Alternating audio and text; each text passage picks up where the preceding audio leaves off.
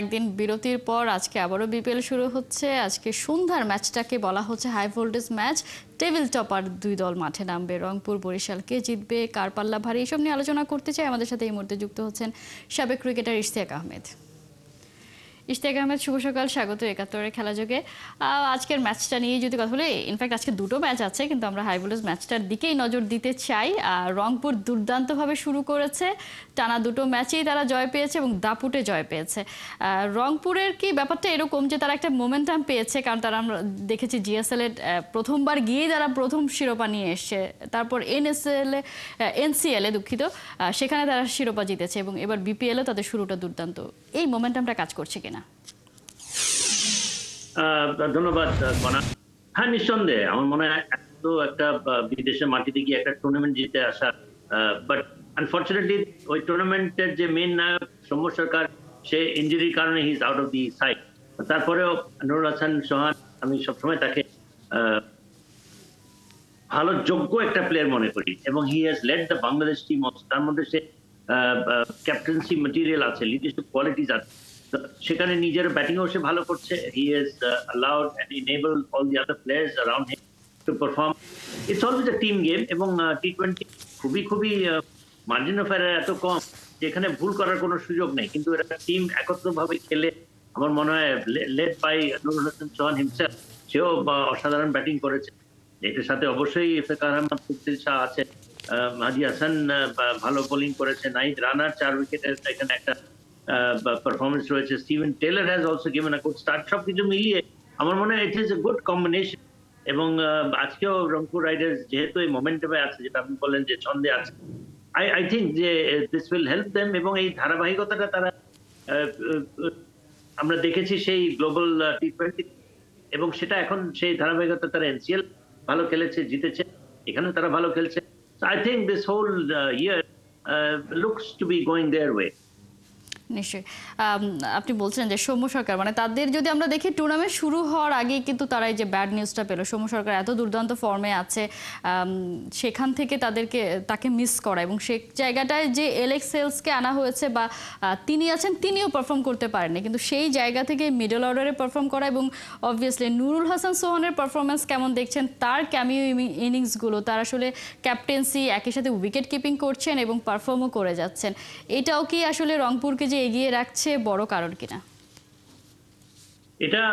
এটার থেকে বেশি হচ্ছে যে সিলেক্টররা কোনো একটা সময় ওকে নিয়ে চিন্তা ভাবনা করবে, কারণ he is an impact player. অন্তত টি-20-তে সে নিজের একটা স্থান করে নেওয়ার মতো একটা অবস্থা সৃষ্টি করছে বলে আমি মনে করি।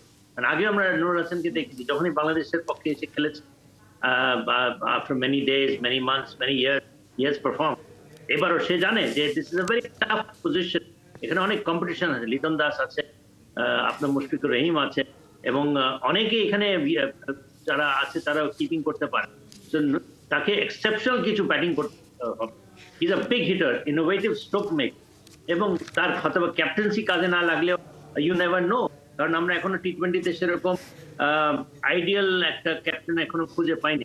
সুতরাং নুরুল হাসান নিশ্চয়ই কোনো না কোনো ভাবে, যেহেতু তাকে কিন্তু captaincy he led the Bangladesh team, একটা ক্যাপ্টেন, দেশের ক্যাপ্টেন হওয়াটা কিন্তু সেই ব্যাপার না, it will motivate.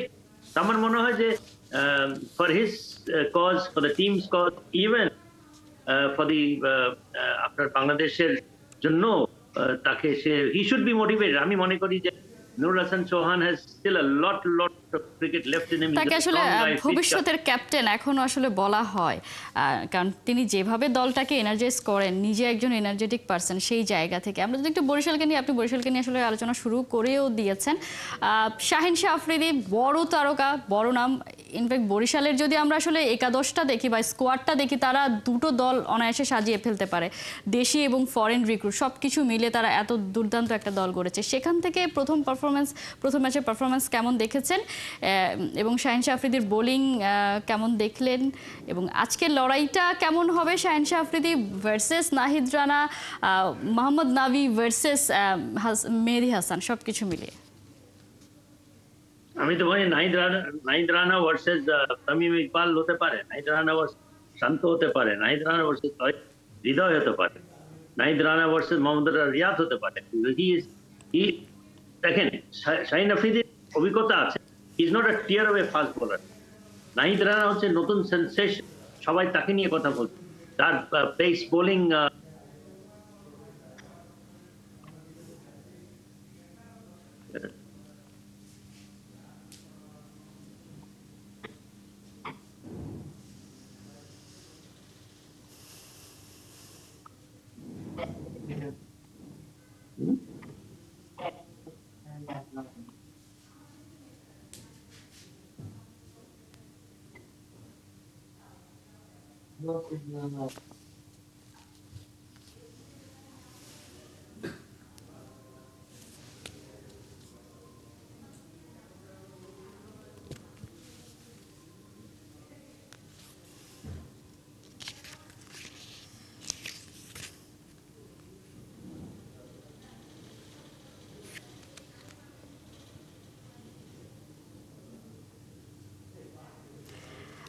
Ishtiaq Ahmed, আমরা যেই জায়গাটায় ছিলাম, আপনি আসলে নাহিদ রানাকেই এই লড়াইটাতে এগিয়ে রাখছেন। তারপরে যদি দু দলের বোলিং পারফরমেন্স নিয়ে কথা বলি, কারণ আমরা দেখেছি ব্যাটাররা যেমন আসলে পারফর্ম করে যাচ্ছে, জাস্ট দুদিনেই দেখলাম আমরা বিপিএলে বোলাররাও সেই সমান তালেই পারফর্ম করছে সবকিছু মিলিয়ে।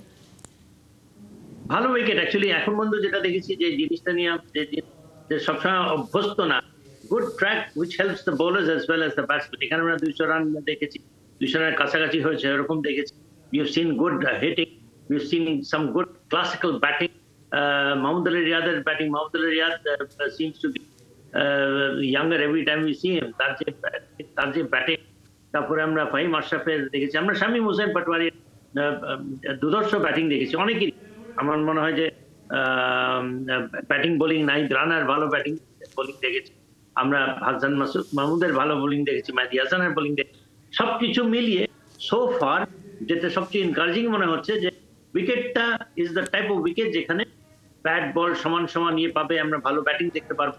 এবং আজকের খেলাতে we just hope that Tamim Iqbal আজকে যেন একটা ভালো ইনিংস উপহার দিতে পারে, বিকজ আমরা এখনো আশা করছি ইভেন দো টি20 হতে পারে সে নাই, but we want Tamim Iqbal to get back into the runs, সেটা যে কোনো ফরম্যাটে হোক না কেন। শান্ত অলসো নিডস টু, প্রথম বলে আউট হয়ে গেছে, that's all right, part of the game. Towhid হৃদয়কেও লুকড গুড। আমার মনে হয় যে বাংলাদেশি প্লেয়ার যারা আছে তারা কিন্তু এই টি20তে আমরা এখন পর্যন্ত দেখেছি যে তারা they have kept their momentum going. আমরা আজকের খেলাতে তো সেটা আশা করি। ইশতিয়াক আহমেদ, ছোট্ট করে একটু জানতে চাই, দু দলই আসলে জয়ের মোমেন্টামে আছে, সবাই আসলে উইনিং কম্বিনেশনটাকে ধরে রাখতে চায়।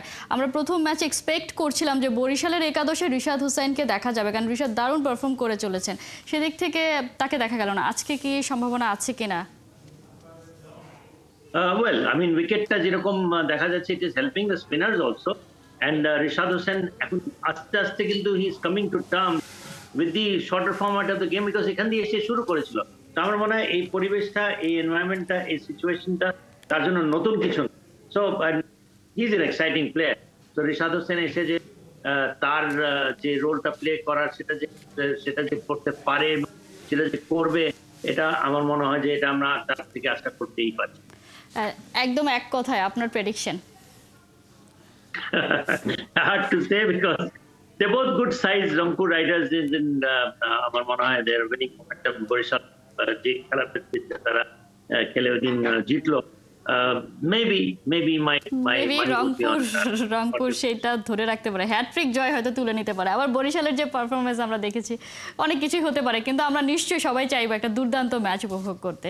ইশতিয়াক আহমেদ, অসংখ্য ধন্যবাদ এতক্ষণ আমাদেরকে সময় দেওয়ার জন্য।